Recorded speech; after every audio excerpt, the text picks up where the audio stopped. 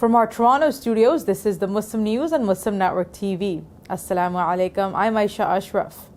A Washington Post report says only $3 million of Trump's claimed $60 million in Gaza food aid has reached the ground. This and more in today's show. Stay tuned. In a dramatic move, Texas Democrats have left the state to block a Republican-led redistricting plan. More than 40 Democratic lawmakers flew to Illinois on Sunday, denying the Texas House the quorum needed to pass a controversial new congressional map. The map, backed by President Donald Trump, would shift district lines to favor Republicans.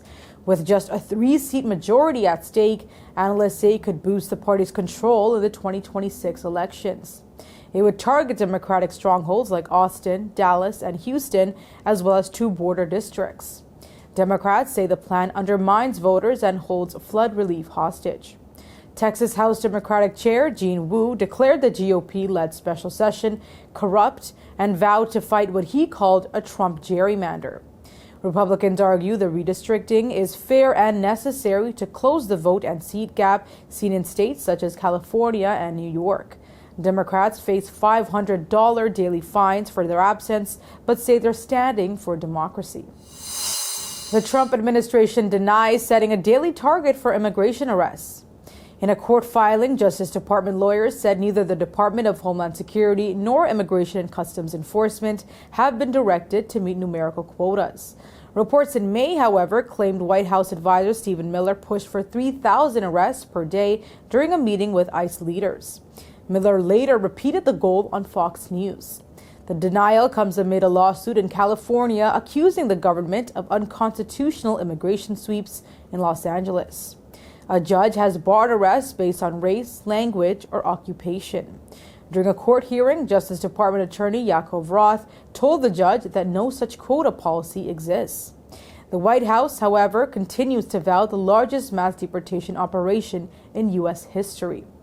Trump previously said he aims to deport up to 20 million undocumented people. Current estimates show 11 million undocumented people living in the country. The Trump administration is aggressively pursuing $23 billion in Social Security overpayments, affecting nearly 2 million beneficiaries. The government has reinstated a 50% clawback rate.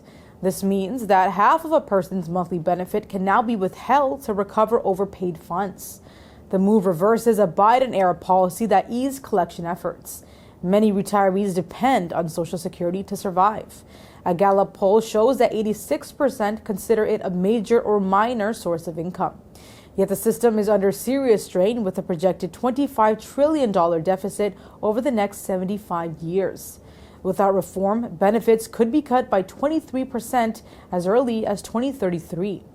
President Donald Trump has also mandated digital-only payments by September. As well, his Department of Government Efficiency has cut 7,000 Social Security jobs and closed several offices. A Washington Post report contradicts President Donald Trump's claim that the U.S. has given $60 million in food aid to Gaza. According to the report, only $3 million has actually reached the ground. The State Department confirmed that $30 million was allocated from the U.S. International Disaster Assistance Fund for Gaza food relief. Trump claimed the full $60 million was sent, but officials declined to address his comments. The Biden administration had allocated $10 billion for aid to Palestinians in Gaza. Meanwhile, the Israeli and U.S.-run Gaza Humanitarian Foundation's aid centers in the region have come under Israeli fire. UN reports say that more than 1,300 Palestinians have been killed by Israeli soldiers and American mercenaries while seeking food from the organization since late May. Gaza's health ministry says famine is worsening, with 169 hunger-related deaths since the start of Israel's genocide in the region in October 2023, including 93 children. U.S. Special Envoy to the Middle East, Steve Witkoff, visited Gaza last week, aiming to help Trump understand the crisis and develop a clearer aid plan. Israeli soldiers killed at least 41 Palestinians in strikes across Gaza on Monday, including 20 civilians near aid distribution points. The Palestinian Health Ministry said 94 Palestinians were killed and 439 injured in the past 24 hours as attacks intensified on starving populations. Israeli forces opened fire near U.S. and Israeli-backed Gaza Humanitarian Foundation or GHF sites in Rafah, Deir al-Balah, and Netzarim corridor. Israeli soldiers killed at least 29 people seeking food aid in a single day. A nurse, Uday al-Quran, died after an airdropped aid box hit him in central Gaza. Humanitarian organizations have long warned that airdrops are dangerous.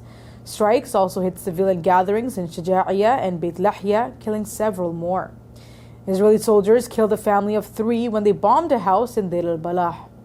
5 Palestinians died from famine in 24 hours, raising the starvation toll due to Israel's blockade of humanitarian aid to 180 people, mostly children. 3 others, including 2 young boys, died from Guillain-Barré syndrome due to severe malnutrition. The NGO Adamir accused Israeli forces and foreign contractors of killing at least 1,500 Palestinians near GHF aid sites. It said Israeli troops blocked access to victims' bodies and 54 people remain missing. The Red Crescent confirmed that an Israeli strike killed 1 aid worker and injured 3 at its Khan Yunis headquarters. The attack sparked a fire. Despite global appeals, Israel is only allowing 84 aid trucks to enter Gaza daily, far below the 600 needed. Israel has barred more than 22,000 aid trucks, which remain stuck outside Gaza. Israeli forces have killed more than 65,000 Palestinians and wounded at least 150,000 since October 2023. Approximately 2,400 Israeli artists, architects, and cultural figures have signed petitions demanding an end to Israel's military actions and humanitarian abuses in Gaza. 2 petitions, reported by Israeli outlet Wallah, urge an immediate ceasefire and return of hostages. One, signed by about 1,000 musicians, writers, and actors, denounces Israel's starvation tactics, displacement of Palestinians, and attacks on civilians. They have called on leaders to uphold ethical and Jewish values and not to be complicit in war crimes. A second petition, backed by nearly 1,400 visual artists and designers, describes the situation in Gaza as historic horror and warns a worsening catastrophe. Signatories say Israeli society cannot turn a blind eye to the suffering nearby. TikTok removed a video by beauty mogul Huda Beauty after she linked Israel to 9/11 and both world wars. Details coming up next.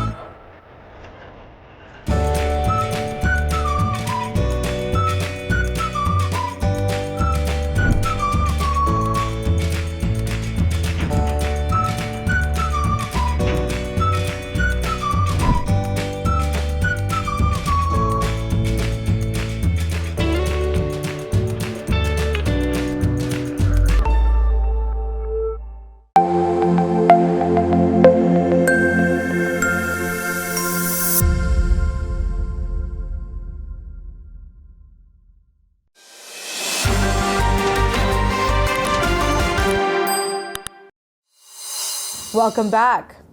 The Organization of Islamic Cooperation, or OIC, and several Arab nations strongly condemned Israeli National Security Minister Itamar Ben-Gvir's storming of Al-Aqsa Mosque in occupied East Jerusalem. Ben-Gvir led a group of settlers into the mosque compound on Sunday during the Jewish holiday of Tisha B'Av. The OIC called it an attempt to alter the historical and legal status of the holy site. Saudi Arabia warned that such actions fuel regional conflict and violate international law. Jordan called it a flagrant violation and reaffirmed that Al-Aqsa is a Muslim-only site under Jordanian custodianship. Palestine denounced the incursion as part of Israel's ongoing racist and colonial agenda to erase Palestinian identity in Jerusalem. Hamas called the move a criminal act threatening regional and global peace. Al-Aqsa is Islam's third holiest site. Analysts warned that Israel's continued provocations risk triggering wider regional unrest. TikTok has removed a video posted by beauty mogul Huda Beauty for allegedly spreading anti-Israel conspiracy theories. The Iraqi-American influencer who runs the popular Huda Beauty brand claimed Israel was behind both world wars, the 9/11 attacks, and the Hamas-led assault on October 7, 2023. In the now-deleted video, Katan told her 1.7 million followers there was evidence linking Israel to these major global events. The American Jewish Committee condemned her remarks as vile anti-Semitic conspiracy theories. Neither Katan nor Huda Beauty have responded to the backlash. The social media platform confirmed that the video was removed for violating its community guidelines. Last month, TikTok hired former IDF soldier Erica Mendel as its new hate speech manager. The platform is already facing scrutiny for removing comments with the phrase "Free Palestine." Several users have reported getting flagged for hate speech or hateful behavior. At least 55 migrants, mostly Ethiopians, have died after a boat capsized off Yemen's southern coast on Sunday, reportedly due to bad weather. Officials said 54 Ethiopians and one Yemeni were among the dead. All of the bodies have been buried. Dozens still are missing, and search operations continue. The migrants were trying to reach Yemen from the Horn of Africa on a smuggling boat.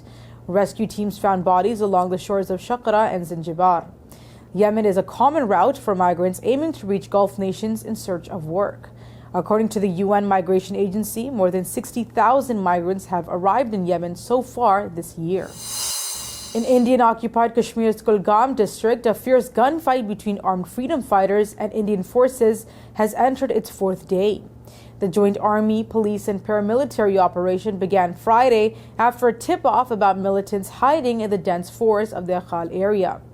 Drones and helicopters are aiding the search as intermittent firing and blasts continue. One freedom fighter has been killed and another is believed to be dead but not yet recovered. 3 security personnel have been injured. Police say 5 militants were believed to be hiding, including 2 or 3 foreigners skilled in jungle warfare. Inspector General of Kashmir V.K. Birdy confirmed the gunfire continues from multiple directions in the difficult terrain. This is the 3rd major encounter in a week. Earlier, 3 people were killed, who the Indian government claimed belonged to Pakistan and were involved in the April Pahalgam massacre. 2 more people were killed in Poonch near the line of control that divides Indian and Pakistani parts of Kashmir last Thursday.